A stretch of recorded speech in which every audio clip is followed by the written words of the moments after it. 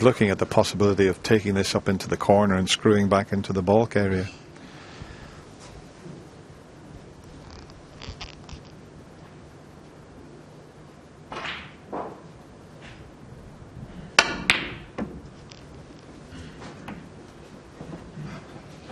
That was okay.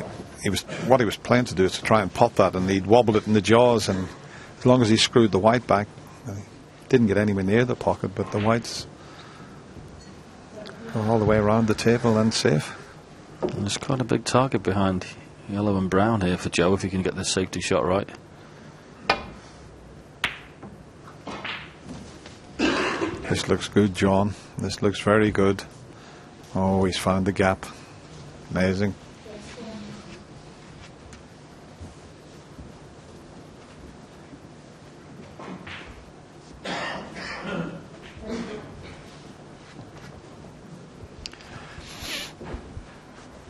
They're all key frames, but this is a must-win, you would say, for Joe Perry. 10-4, first to 13. You wouldn't fancy him.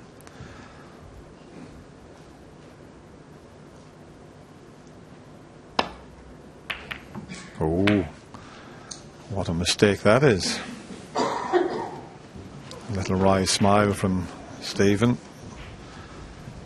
He's put a little touch aside on and hit it far too thin. He was trying to get in behind the green off a few cushions.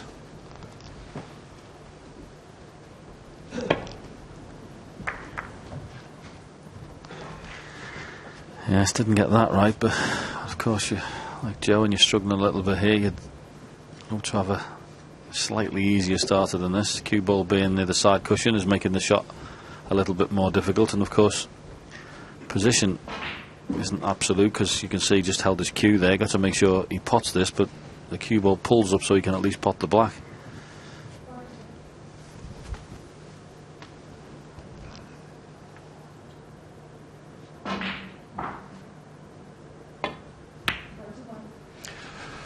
No. He was under the cosh with that shot because he knew he was sticking Stephen Maguire right in. It's the type of shot he's so good at. Okay, the cushion was a little bit awkward, but didn't push the cue through in a dead straight line. So he's suffering a little bit now, Joe. Just a couple of little things have happened that would have had him a lot closer to Stephen Maguire. 1.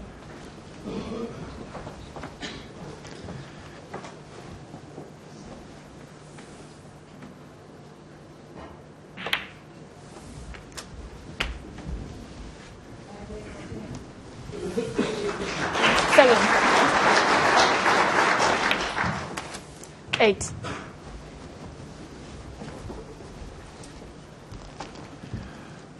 He's left himself a little straight on this. We know with the cue power he has, shouldn't prove a problem.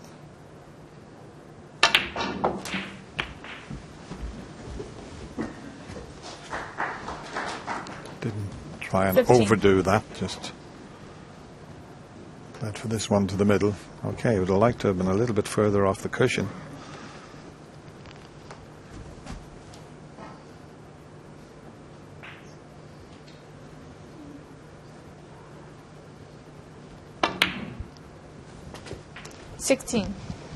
That needs to pull up. Ooh. I don't think he intended to be that close to the pocket. That little smile tells you that. But luckily he can just drop it in and get on the one near the pink.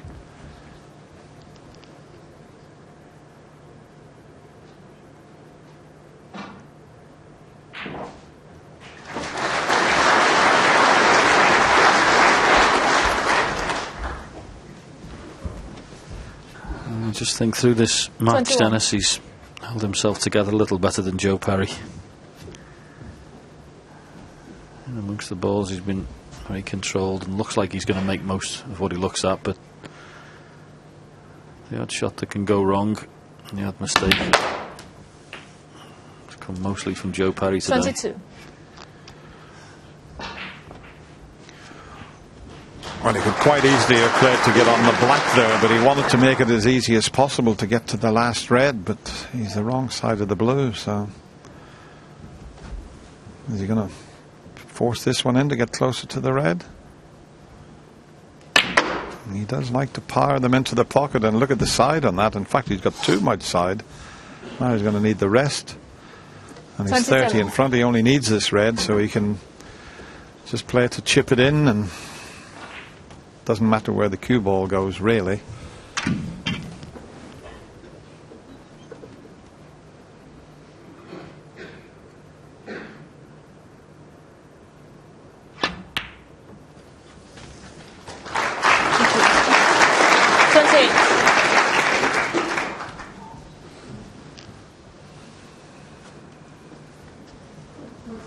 .31 the difference at the moment. Joe Perry needs 1 4-point snooker to tie, so the pink to keep Joe in his seat.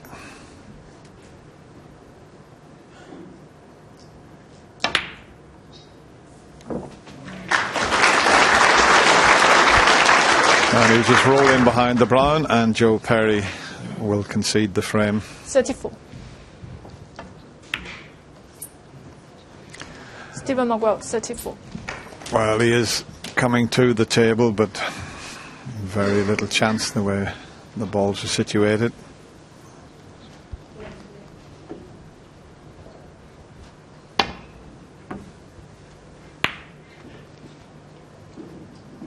Wow, that's that's one of the snookers that's needed. He needs 3 snookers at the moment. That was a bizarre snooker. He deserves a run of the ball, does Joe Perry.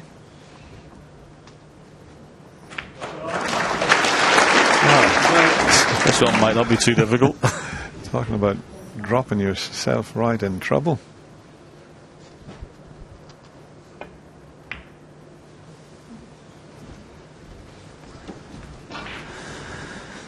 Could have done a bit better there, Joe. Should have really had that cue ball tight up behind the blue to make that across the table shot not on, but nowhere near it, so you'd be surprised if Maguire missed this.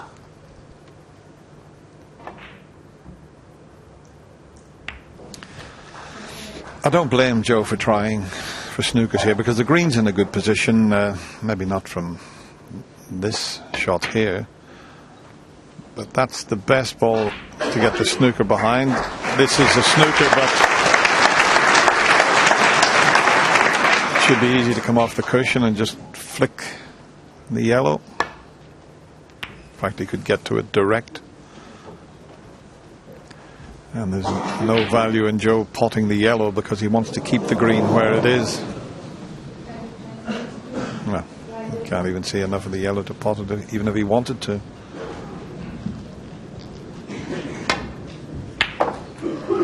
In the end, he swerved around the blue, and now he's taking the one ball that was in a very good position to get snookers behind.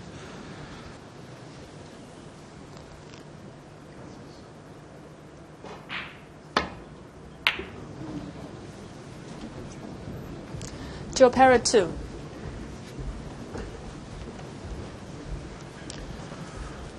Found the gap.